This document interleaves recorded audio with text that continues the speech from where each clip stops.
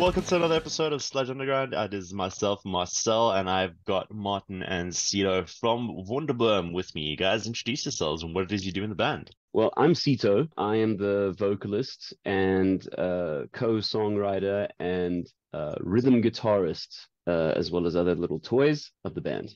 Over to you. Martin, I'm the guitarist, co-writer. I watch Cito play with lots of other little toys. And you play lead guitar. Yeah. Nice. And you guys, it's yourself, so it's Cito, Martin, and then Wade, who's been in the band since its inception. Yeah, 100%. 100%. And the band before. It's been Wade, Cito, and myself since Eight-Legged Groove Machine, which was pre-WONDERboom. Yeah, and that was in 96. 90, that was in 96. Yeah, 93, 94. Yeah. That is incredible. So it was the first album that came out in 96.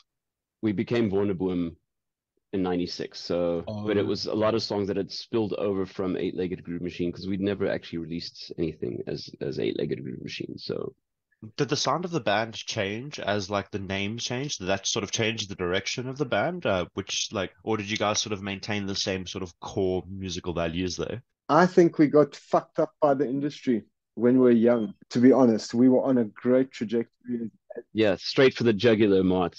as eight-legged groove machine, and then we kind of went on a bit of a pleasing thing, if I'm honest. For not totally pleasing, but a bit of a, okay, we're part of a record company now, and we've had some kind of success, and there was almost like a bit of a game playing thing that we had to do, which musically wasn't great for us, I don't feel. But we found our feet pretty quickly after that. Yeah, I would say like the sort of the unusual psychedelic, funky indie music that we had been writing as Eight-Legged Groove Machine, and that whole kind of trajectory. It kind of spilled like when we joined forces with the Electric Pedals to become WONDERboom. We half of our repertoire was Eight-Legged Groove Machine repertoire. The other half was Electric Pedals repertoire, which was very different to ours. It was quite sort of rock, I suppose, conventional rock, without sounding uh, demeaning or anything like that.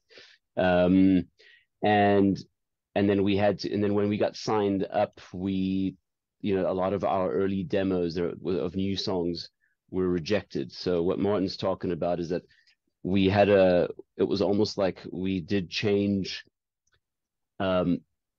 we did change a bit to adapt to make our songs more accessible according to the record company. Kind of stunted our creative flow a bit, but then we found it again, after a while.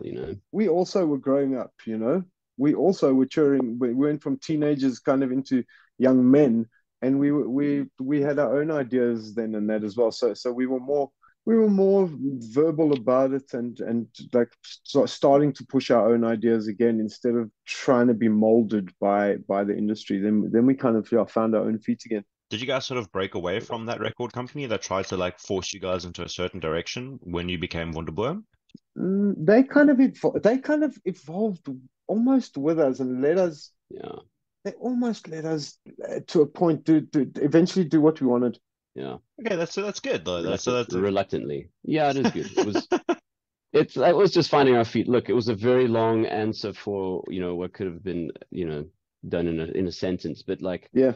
it wasn't just a record company thing. So what I was going to say just now is that before we became WONDERboom, the Electric Pedals guys approached us from Eight-Legged Groove Machine to form a super group, because they had the opening slot from Simple Minds, and they wanted to blow everybody away, and they wanted to, like, it was going to be a temporary thing. And we are like, okay, cool. That would mean we would lose our drummer, and they would lose their bassist and their vocalist, and we would like just form this kind of collab group.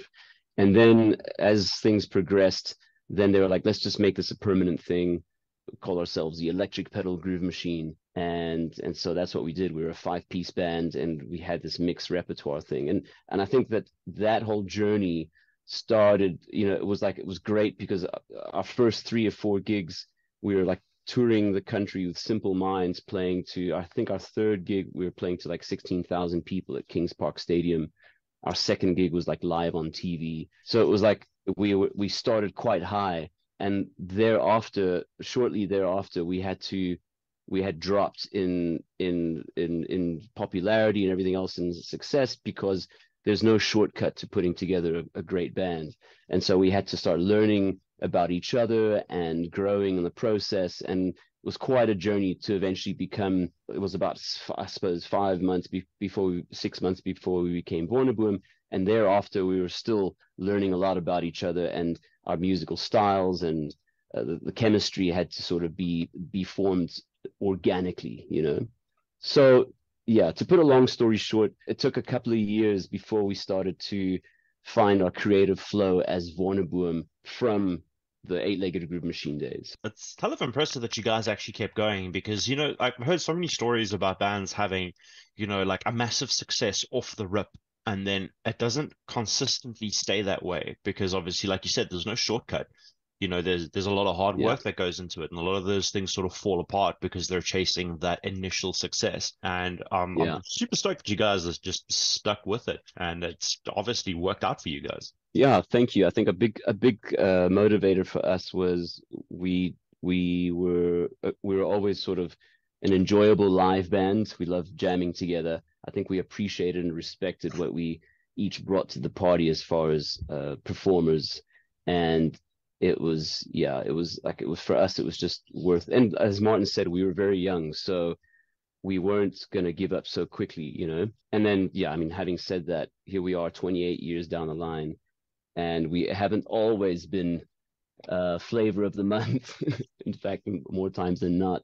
But that has never really put us off wanting to be together and jam together and write songs, and just create magic together. We've been part of the industry, and we've been darlings sometimes and sometimes not. We've just kind of ran our own race in our own lane, and we've never really followed fashions or anything. We've kind of stuck to what we do, and whatever that is, we've kind of stuck to it. And as said, sometimes to our detriment, we've sometimes definitely not been flavor of the month. But as a band, I think we're still around because we love music and we love playing together, and we respect that element of it. That live thing is a sacred kind of cow for us, or a sacred ground or stomping ground or playground that we all respect quite heavily. And then the studio and writing's another thing. I mean, that's a whole different ball game. But the basic love of being together and playing together is what kept us going. And that initial success for us, there was some initial success, but it wasn't like we were everywhere all the time for 2 years and then gone. I think we've always felt like we're still getting there. It's just been a wild up and down roller coaster since the 90s. Yeah, yeah. And then you guys, over the years, you said it was 28 years of WONDERboom existing, have released 9 albums. And how do you keep the creative juices flowing? How do you just produce that much material that absolutely blows my mind? If I'll just say quickly there, it's we're blessed with that, in that we can work together very very well and see eye to eye on creative things. I think any creative will tell you that it gets harder the more material you've released, because what do you say after 28 years? What do you write about? Lyrically, fair enough. What do you say? Musically, what have you got to say for yourself now? So it becomes a little bit more deeper mining. But because you're more mature and you've had the experience of all of this music and all of this past, that you can tap into so much more than when you were younger, just purely because of life experience, which is great for the music. Recording and writing, definitely recording has become much easier over the years compared to our first few albums, and the studios and availability of things and gear and technology, blah blah blah blah, much easier. But yeah, I think it's a thing of trying to stay relevant. It's easy to come out with one album and be successful, and maybe your second album, But that's why they always say it's a band's third album that makes or breaks, because you're either going to be in it for the long haul, usually after that traditionally, or not, you know. So yeah, we've been very lucky, but it's definitely it's work still, as fun as it is to try and keep that machine going. No, absolutely. And I see like where you say it was your third your third album that makes or breaks you. And I see that one was nominated for a Samma. And there's actually a couple of times that you guys have been nominated. I think it's like five according to this. Okay, Cito, go for it. Tell the story. Oh, there's a story. What do you mean about what? About Just farmers in about general. finally receiving, yeah, Yes, yes. about finally receiving the non-achievement award, lifetime non-achievement award. Oh no, it's just a self-deprecating joke that we have amongst ourselves about, you know, being nominated and not winning. But when I think back, like those were such beautiful, pure times and quite intense times. And it was also the days of the resurgence of original rock in South Africa, you know, where a lot of great bands were happening, and you know, festivals like Opikopi and Woodstock were big sort of platforms for great bands like Springbok Mute Girls and Sugar Drive, and so many great bands, original bands, came out during that time. But yeah, you know, recording and getting songs on radio and being loved, a lot has changed. And I think nowadays we're very appreciative of any kind of because everything, it's quite saturated out there, you know. We're quite you know, grateful for any kind of you know, being added to playlists or to get on radio, and to get a nomination is just you know, it's just great when it happens. I get you. Like the way that the way you have to market yourself has changed dramatically in the last 20 years.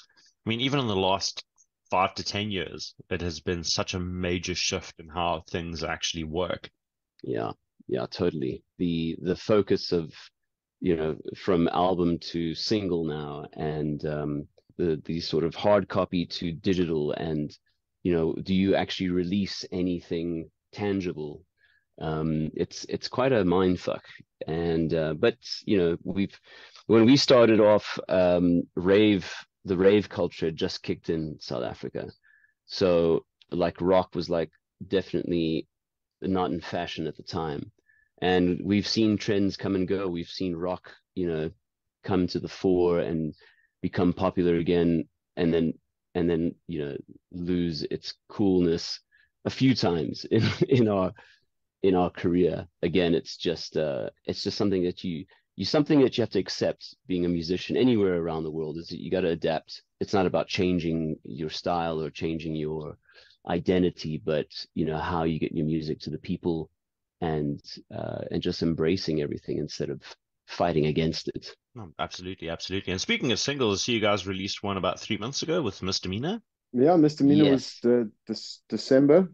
Yeah, accompanied by a great video shot by a friend of ours, Ryan the Toy. Then we kind of doing this like drop a single every couple of weeks thing, just until the new album's out, which is 22nd of March. So today, Deadly dropped. Yeah.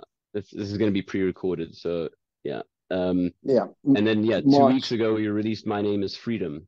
So we've been releasing singles, and we've actually released other singles over the past couple of years that are going to be included in the album.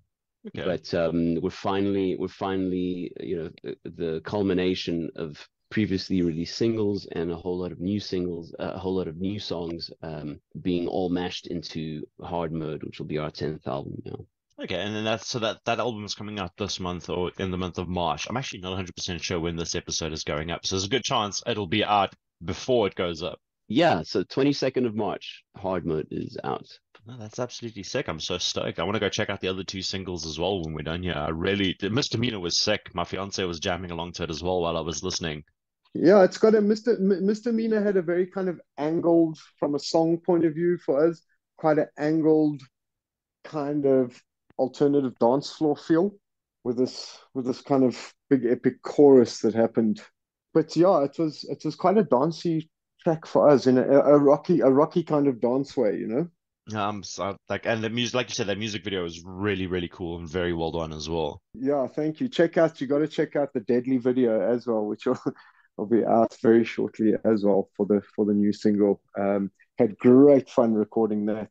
No, I'm so stoked. I Kind of cannot something wait. we've never done before, with like a sports theme kind of video, which was very interesting, And then, circling back to, what you were saying about having the nine albums and what more can you say and whatnot. What are the themes and, the ideas that you're approaching with this album? Is there an overall theme to it in general? Is there something that you're like a bigger picture between the songs? Do they relate to each other? What's happening there? Cito, do you want to go crack at that first? Yeah, yeah. So in true WONDERboom style, no song is the same as the other on this record. I think there's no overall theme. It's like each song has got its own theme, and it's the way we've basically pretty much approached our songwriting and creation is like the way we are as people, quite eclectic and diverse in mood, in style, in influences. Um, it's just like another sort of chapter in WONDERboom's life. You know, some of it is quite fantasy driven. Other songs are there's a big fuck you to the system. There's like a bit of vulnerability, a bit of fun. Yeah, I think just the way we are as people, it's important for us to keep that sort of freshness and again, self-deprecating, we say that we're schizophrenic in our styles. Yeah, I don't think there's an overriding theme to the album or concept as such. It is perhaps a little darker than our other albums, musically and lyrically. We've explored some things like in Rabbit Hole, which was a previous release single, which is on the album. Rabbit Hole and Prodigal Son are kind of products of the whole lockdown thing and that kind of bit of a dark period in our existence. Yeah, quite introspective. Introspective, yeah, a little bit. People always say with Prodigal Son, for example, they always say it sounds nostalgic. So that's like something that often comes up with a song like Prodigal Son. And then in closing, where can people find you? Where can people find your music and get in touch with you and interact with you guys? Music, all the digital platforms, Spotify and Apple, Deezer, Tidal, all of them. Yeah, so any info that you want to check out on new releases or videos, or you want to get hold of us about gigs, please, if you're on Facebook, please give us a like and a follow and all of that. We're on Facebook, on Twitter, on Instagram. We have not yet embraced TikTok, but I think we are going to have to at some stage. Still getting my head around that. But yeah, we're out there. You just got to look. Boys, thank you so much for Yeah, taking no, the time to have a chat with me on this Friday thank you, morning. Marcel. It's been right. I really Very cool. enjoyed this. Thank you, man. Cool, man. Lekker Marcel. You must keep well.